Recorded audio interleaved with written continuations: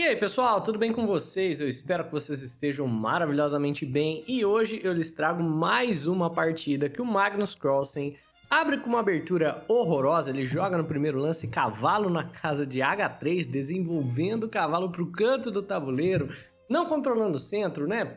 Basicamente ignorando todos os princípios de abertura, e ainda assim ele vence em apenas 20 lances numa partida de ataque simplesmente brilhante. Então, bora explorar essa partida que foi jogada no Title Tuesday contra esse jogador Ilhan Salman, que é um mestre nacional. Então tem uma diferença muito clara de força entre os jogadores, ainda assim não deixa de ser impressionante o que o Magnus faz aqui.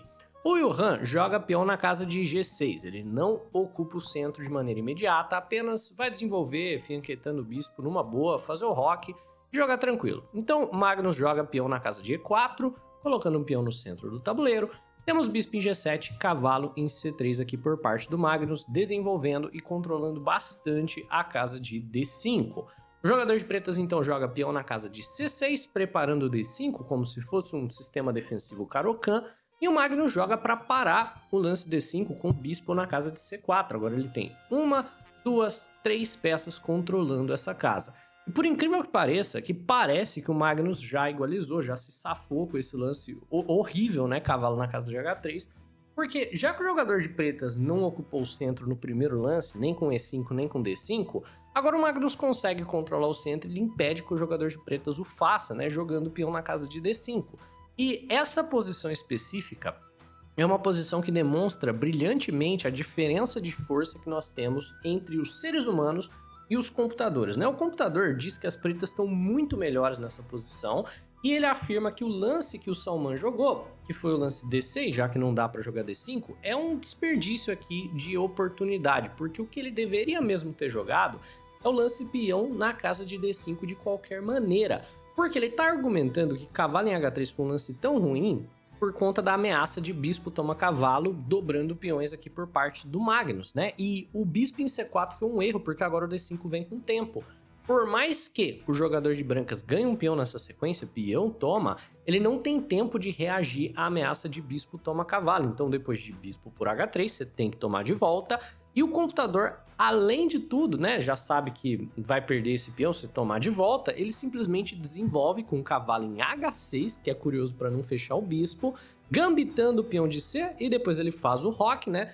E o computador diz que as pretas estão muito melhores nessa posição, porque a estrutura de peões é completamente superior, a segurança do rei é muito superior, a vantagem de desenvolvimento das pretas aqui é enorme, só que para um ser humano esse tipo de linha você não encontra, né? Uma linha de computador muito claramente você jogar o D5 para tentar dobrar os peões. Você pode estar se perguntando, por que ele não jogou D5 no primeiro lance? É a linha principal, né? Se você jogar D5 no primeiro lance para tomar o cavalo, branca joga um G3 para não dobrar peões, certo? E essa posição é conhecida e não é tão ruim para as brancas não, por sinal.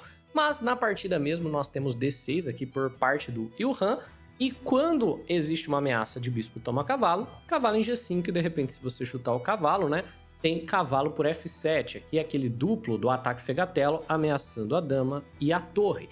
E nessa posição, na verdade, brancas já estão não somente iguais, como um pouco melhores por conta desse cavalo superativo e o bispo trabalhando para ameaçar o peão de F7. Então nós já temos aqui uma posição de luta. Temos E6 por parte aqui do Ilhan atacando o cavalo, e o Magnus joga D4, ocupando o centro do tabuleiro e ao mesmo tempo defendendo o cavalo de bispo.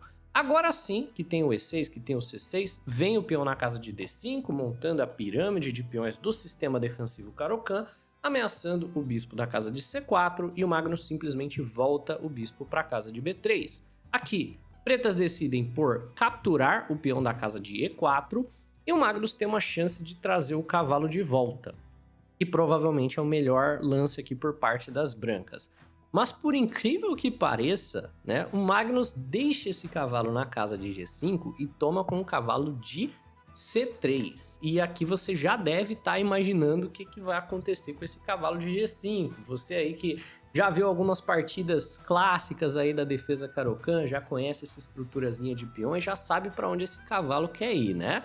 Temos cavalo em F6 por parte do Ilhan, e o Magnus, né, de maneira brutal, parecendo que o Gambito Alien, joga um lance que na prática, assim, é um lance muito bom, porque vai introduzir uma dificuldade de jogo tremenda para o jogador de pretas, mas objetivamente falando não é o melhor. Cavalo toma F7, como se fosse o gambito Alien, para todo mundo aí que conhece. A ideia desse sacrifício de cavalo super clássico é expor o rei para o centro, depois desse cavalo vem para G5 e vai ser muito difícil de defender a posição de pretas. Objetivamente falando, pretas estão ganhando com um jogo perfeito, mas ninguém vai jogar perfeitamente numa partida de blitz contra o campeão mundial. Então nós temos rei toma F7, cavalo em G5 cheque e rei na casa de E7, ficando de olho no peão da casa de E6. O rei também não poderia se afastar aqui do peão. E o Magnus aproveita essa oportunidade para simplesmente fazer o roque e preparar para trazer a torre aqui para a casa de E1 e abusar do rei no centro.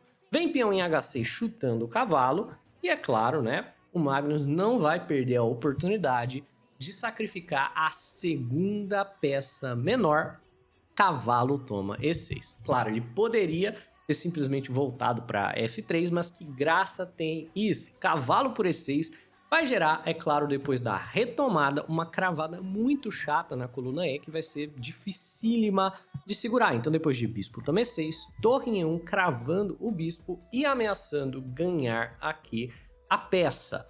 Nessa posição já tá bem difícil do jogador de preta segurar, mas o Salman faz um ótimo trabalho defensivo. Então ele joga cavalo na casa de D5, certo?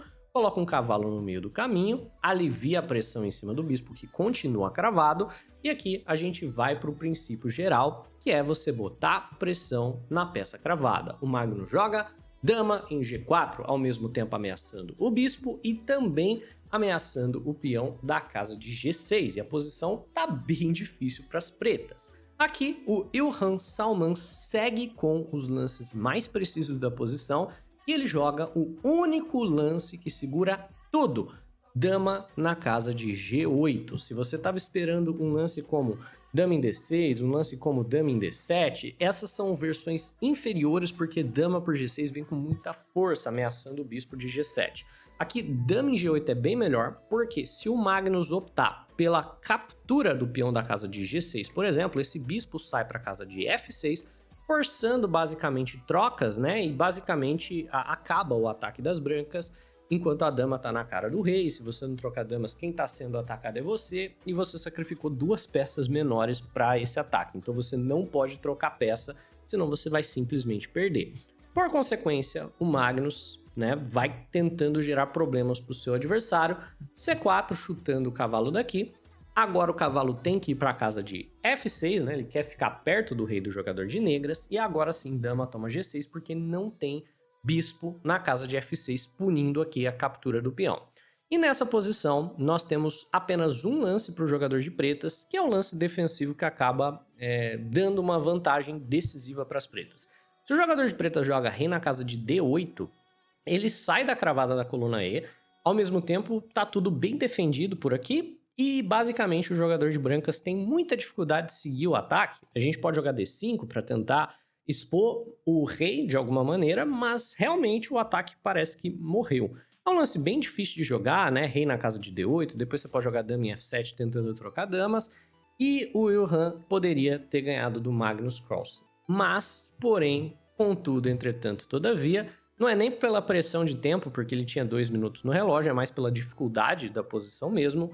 O Han acaba se apressando e ele joga o lance mais natural, dama em F7, diretamente propondo a troca de damas e tentando chutar essa dama dessa casa. Só que essa é a gafe que perde o jogo. E nessa posição, o jogador de branca já virou completamente a partida. Ele foi de completamente perdido com uma boa defesa para completamente ganho se ele encontrar uma sequência de ataque. Então aqui nós temos uma sequência que vence o jogo. E é uma sequência, não adianta só encontrar o primeiro lance, tá? Você tem que encontrar a sequência como um todo. Brancas jogam e vencem no 17º lance. O jogador de brancas fica completamente ganho depois de ter aberto com o cavalo em H3, um dos piores lances. Pausa o vídeo, tenta encontrar por conta própria. Se você encontrou ou não, deixa o like no vídeo, se inscreve no canal se não for inscrito. E é claro, para aqueles que foram capazes de ver, torre por E6 é o lance que vence o jogo. Esse lance se justifica pela sequência, certo? Se você toma de dama, você perde o bispo. Então, aqui você vai perder o bispo, depois você vai perder a torre, e a posição é simplesmente completamente perdida por jogador de pretas daqui em diante, né? Agora, se você tomar de rei, não adianta você só encontrar esse lance, você tinha que ter encontrado a sequência como um todo. Qual é a justificativa do sacrifício? Qual que é a continuação? Você não tem nenhum cheque de dama, tá tudo coberto, mas o importante é que o cavalo fica cravado depois que o rei caminha para E6, então ele não pode ir para casa de D5, e o rei se alinha com o bispo aqui. Então o Magnus joga peão em C5 cheque, você não tem cavalo em D5, que seria o recurso que você teria com o rei na casa de E7, com o rei aqui em E6, perdendo a dama e o jogo. Então nós temos rei em E7, dama toma F7 cheque, rei D8, dama toma G7, e o jogador de pretas abandona em apenas 20 lances por conta dessa obra-prima de ataque aqui do Magnus Carlsen. Só ele consegue sacrificar tudo errado, fazer funcionar e vencer em 20 lances. É isso, pessoal. Espero que você tenha gostado dessa bela partida de ataque, por curtinha que seja. Se inscreve no canal se não for inscrito, deixa um like no vídeo, um abraço e até a próxima.